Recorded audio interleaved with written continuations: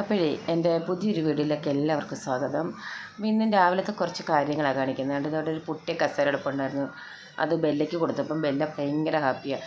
Bella എവിടെ കൊണ്ട് കിട്ടിയാലും അതിട്ട് കൊടുത്താൽ പിന്നെ അതേ നിറങ്ങത്തില്ല, അതേല കിടക്കുന്നത് മൊത്തം സുഖമായിട്ട് അത് കയറി കിടക്കും.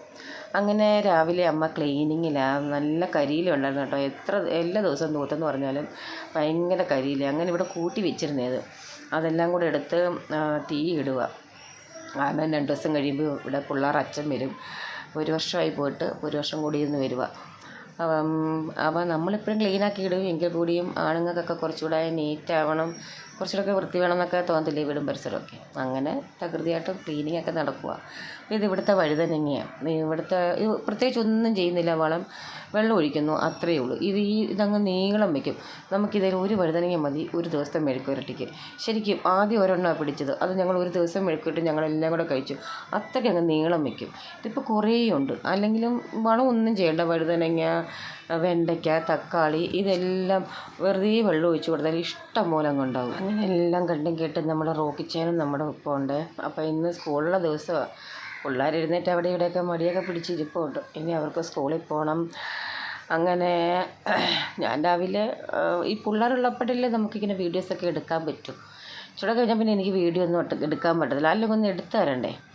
അങ്ങനെ നമ്മുടെ റോക്കി ഇനി എന്തിനിപ്പോൾ എടുക്കാം എന്ന് ആലോചിക്കുക. എല്ലാത്തിലും ഏത് ചെടി നിന്നോ എല്ലാത്തിലും പോയി അങ്ങ് പെടുത്തി വയ്ക്കും. അങ്ങ് എന്താ കറ്റാർവാഴയൊക്കെ നമ്മളിതിനൊന്നും പ്രത്യേകിച്ച് ഒരു വളവും ചെയ്തില്ല. വെള്ളം ഒഴിക്കുക, അത്രമാത്രം സ്ഥിരമായിട്ട് വെള്ളം ഒഴിച്ചു കൊടുക്കുക.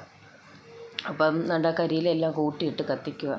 കുറേ ദിവസത്തെ കരിയില ഉണ്ടായിരുന്നു. അതുകൊണ്ട് ഇവിടെ ജീവിതത്തിൽ ആദ്യമായിട്ടാണ് ഇവിടെ കറിവേപ്പില ഇത്രയും വളർന്ന് നിൽക്കുന്നത്.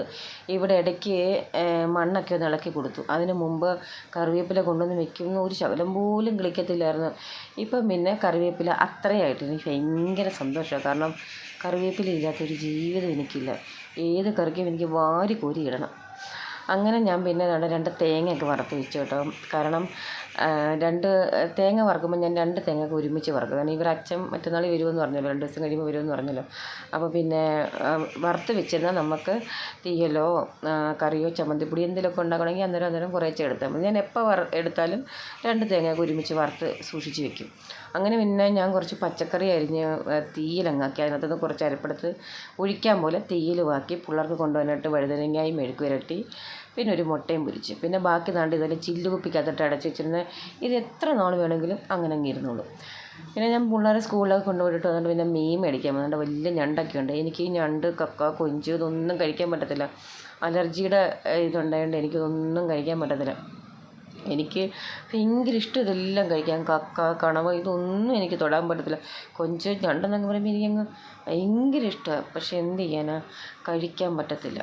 അങ്ങനെ ഞാൻ 2 മങ്കടയാണ് മേടിച്ചത്. അങ്ങനെ ഞാൻ ആദ്യമായിട്ട് അവിടുന്ന് വെട്ടി മീൻ കൊണ്ടുവരുന്നത്. പിന്നെ ഞാനിവിടെ വന്നിരുന്നാണ് ബ്രേക്ക്ഫാസ്റ്റ് കഴിക്കുന്നത്. ആകെ ഒരു ദോശ ഉള്ളായിരുന്നു, ദോശമാവ് കുറവായിരുന്നു.